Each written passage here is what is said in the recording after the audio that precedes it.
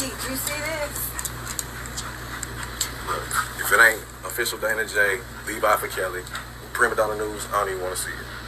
Wisconsin's Most Wanted is set to go free again thanks to the generosity of a convicted drug trafficker. Fox 6 investigator Brian Polson shows you the 51-year-old business owner who put up more than $100,000 cash to spring a 25-year-old homicide defendant from jail. Kenneth Twyman has been picked up by U.S. Marshals 3 times. He's posted bail 3 times. His homicide trial is still 4 months away, but in 6 days, he's scheduled to get out of jail again. That Kenny Twyman is a dangerous, dangerous individual. For even the most violent accused criminals in Wisconsin, the key to freedom is cash. It is nothing for a drug dealer. So when one of Wisconsin's most wanted needed a quick $100 grand, Richard Stulo, how you doing? his family went looking for this man. How are you? All right. I'm just trying to find out a little bit more about why you posted $100,000 bail for Kenny Twyman. To you guys, man. How do you know Kenny Twyman? Get out of here. It doesn't matter. Go. Richard Stulo owns Colt Construction. Stop trying to take pictures, boy. He is also a drug dealer, convicted of using this house near 29th and Cleveland as home base for dealing marijuana. I'm not here to talk to you. I'm here to talk to him. Talking to the wrong person, boy. When police raided the house in 2018, they found 9 guns, more than 3 pounds of weed, and $101,000 in cash. 4 years later, Stulo had another $100 grand available to help 25-year-old Kenneth Twyman. I just asked why. What's your connection to Kenny Twyman? Do I have to hire an attorney to go after you? Can you please leave? It's drugs. Absolutely drugs. It has to be drugs. The biggest misconception I feel with R. Kelly supporters is that a lot of people don't recognize everybody speaking out has different motivating factors as to why they're speaking out. So if you come across a platform such as mine that directly tells you that it's the corruption, hypocrisy, and injustice that I speak out against, and then make random key talking points to stress and see that it's being overshadowed by bullshit, it's no surprise that I can come back and use a basic example such as this case you've just watched. Now, according to the government, Robert Kelly is head of a RICO enterprise. And according to the general audience, they believe this bullshit. But when we see cases like this, which would clearly fall in that category, and see these people tiptoe around the topic at hand, it should be very clear why when individuals came out talking about how this man got away with all these alleged crimes because he had money, and anybody with common sense can see when you have money on your side, it's funny how you can get bond, for example, but these people can create this facade in the public forefront to make people feel a singer such as Robert Kelly is a danger to the community, denying him his right to be out freely to fight his cases. Yet, on the other hand, it's so many other individuals who clearly pose a threat to the community, like this individual, who are always granted bond to come back out into the public and do reckless shit.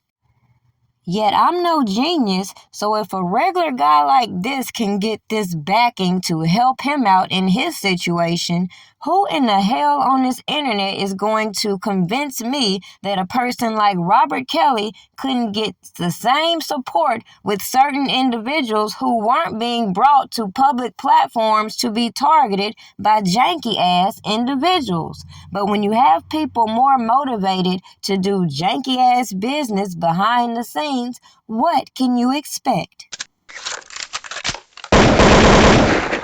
You would be working with this person and he would be distributing on his own.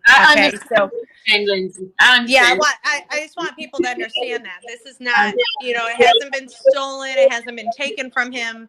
When he's free and clear, it'll be like a jewelry box handed right back to him. What will happen is it will be processed the right way.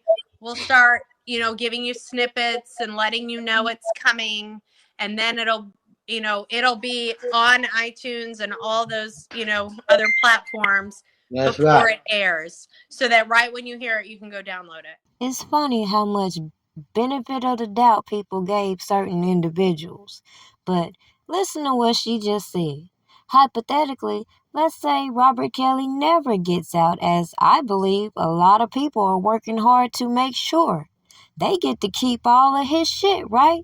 All of this music we've seen leaked, that'll go unchecked. If people quit reminding you all the corruption you've seen with these people corrupting these witnesses, playing with so-called evidence, and doing the most to change public's perception, you might forget that it was people like me who showed you who was putting out so-called evidence on these social media platforms before these indictments emerged, even though now they like to sit on their platforms and say, well, I just read the paperwork.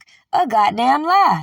I showed you way before the trial all of this information that came out in the trial when it came to some of these text messages. So it should be crystal clear why I documented some of these Jane Does as I did to give you the luxury to go back and check all the information that I've put before you that all these weird ass people have worked overtime to keep you from talking about as you gravitate toward the people clearly working against Robert Kelly in your goddamn face. So let me conclude this video real quick with very simple facts. Clearly, if people were working as hard to help this man, to defend his brand, and to protect his image, clearly we wouldn't be sitting here talking about this damn case right now.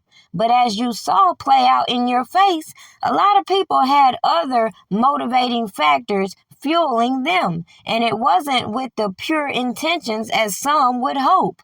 But now that I know what I know now, I ain't holding back on none of these janky ass people, because if you think back and even go back to previous content, it was Cash Jones who came over here and gave me a little bit of premature information, and that is what led these janky ass Olsen twins into prematurely putting their mouth on Primadonna. So let's be clear. From that point, everything that I saw signaled janky ass shit. Therefore, if Robert Kelly was hypothetically still involved with some of these janky ass people, what the fuck could a person like me say other than logically it only makes sense to separate this person from the janky shit? But when I see people are clearly determined to keep attaching them,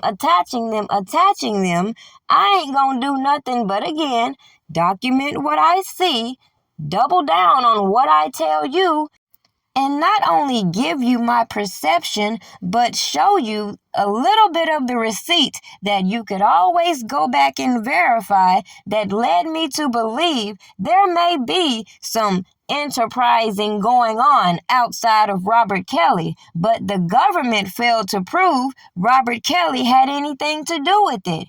What does that tell you? All these janky ass people are on their own. I don't give a shit about them, but anybody with a little common sense can see a lot of motivation staring right in your face.